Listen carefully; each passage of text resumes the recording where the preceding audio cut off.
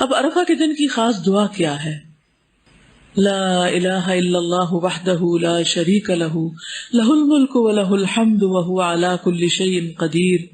نبی صلی اللہ علیہ وسلم نے فرمایا بہترین دعا وہ ہے جو عرفات کے دن مانگی جائے۔ دیکھ لیجیے اب اس حدیث کے لفظوں کو دیکھیے، بہترین دعا وہ ہے جو عرفات کے دن مانگی جائے۔ اب یہاں یہ نہیں کہا گیا کہ عرفات والے مانگے، یا عرفہ کے دن ہم بھی مانگ سکتے ہیں۔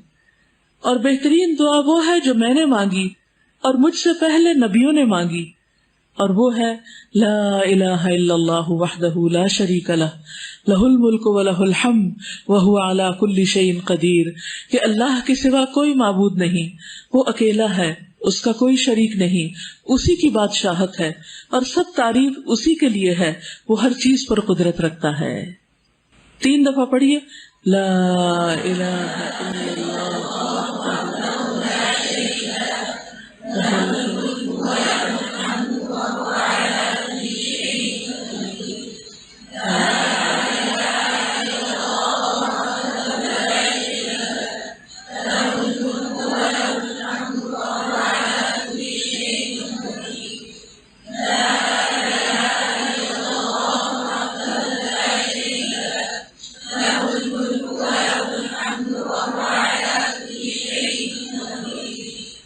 نبی صلی اللہ علیہ وسلم نے فرمایا جو شخص رات کو بیدار ہو کر یہ دعا پڑھے لا الہ الا اللہ وحدہ لا شریک لہ لہ الملک ولہ الحمد وہو علی کل شیء قدیر الحمد للہ وسبحان اللہ ولا الہ الا اللہ واللہ اکبر ولا حول ولا قوة الا باللہ۔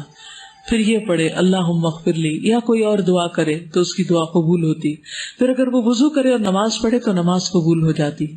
اچھا، یہ تہجد کے وقت پڑھنے والی دعا اور عرفہ کے دن پڑھنے والی دعا دونوں میں کیا مناسبت ہے؟ کوئی مناسبت بتائیے۔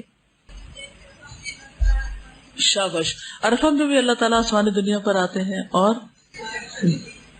رات کے آخری حصے میں بھی، تو دونوں وقتوں میں لا الہ الا اللہ وحدہ لا شریک لہ لہ الملک ولہ الحمد وہو علی کل شیء قدیر۔ اس میں دعا کون سی؟ اس میں تو اللہ کی تعریف، اللہ کی توحید کا بیان ہے۔ دعا کہاں ہے؟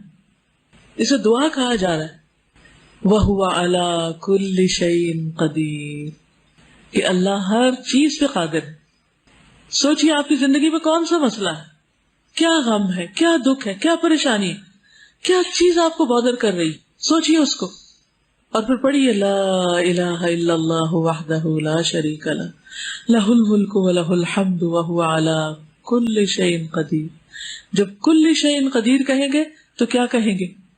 اللہ میں قادر نہیں ہوں یہ کام کرنے پر، میرے ہاتھ میں نہیں ہے، نہ اپنی جان، نہ اپنا نفس، نہ اپنے خیالات، اور نہ اپنا یہ سست جسم، اور نہ ہی اپنی اولاد، اور نہ ہی لوگ، میں کسی چیز کے مالک نہیں ہوں۔ لہ الملک ولہ الحمد، ہر چیز کا مالک تو ہے، ہر چیز تیرے اختیار میں ہے، ان سب چیزوں کو تو اپنی اطاعت میں قبول کر لے اور ان سب کو اپنی راہ دکھا۔ ہم ہر وقت لوگوں سے توقع رکھتے ہیں، لوگوں کو مسئلے بتاتے ہیں، مجھے یہ پریشانی ہے، مجھے یہ پریشانی۔ ہم نے کتنی بار اللہ کو پریشانی بتائی؟ ہم لوگوں کو فون کرتے ہیں، لوگوں کو میسج بھیجتے ہیں، اپنی پریشانیوں کے دکھ سناتے ہیں، وہ سنتے ہیں یا نہیں سنتے، پڑھتے ہیں یا نہیں پڑھتے، پڑھتے ہیں اور جواب دیتے ہیں یا نہیں دیتے، اور پھر بھی انہیں کو سنائے چلے جاتے ہیں۔ تو ایسے تمام اوقات میں ہمیں کیا کرنا چاہیے؟ چھوڑ کے لوگوں کو اللہ کی طرف متوجہ ہونا چاہیے، اور یاد رکھیے جب تک اللہ کی طرف متوجہ نہیں ہوگے مسائل حل نہیں ہو سکتے۔ کئی سال لگ گئے نا، حل نہیں ہوئے، آئندہ بھی نہیں ہوگے جب تک اللہ کو نہیں پکاریں گے۔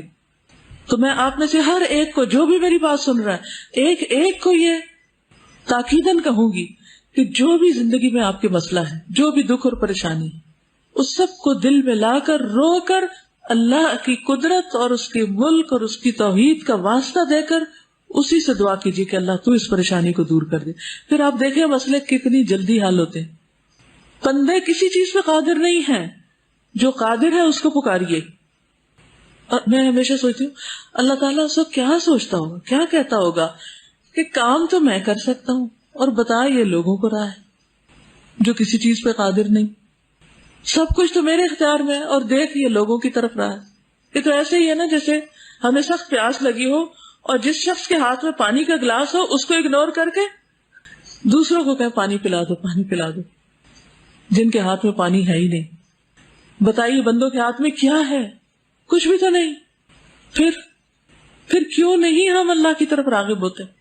کیوں نہیں اس کی طرف توجہ کرتے؟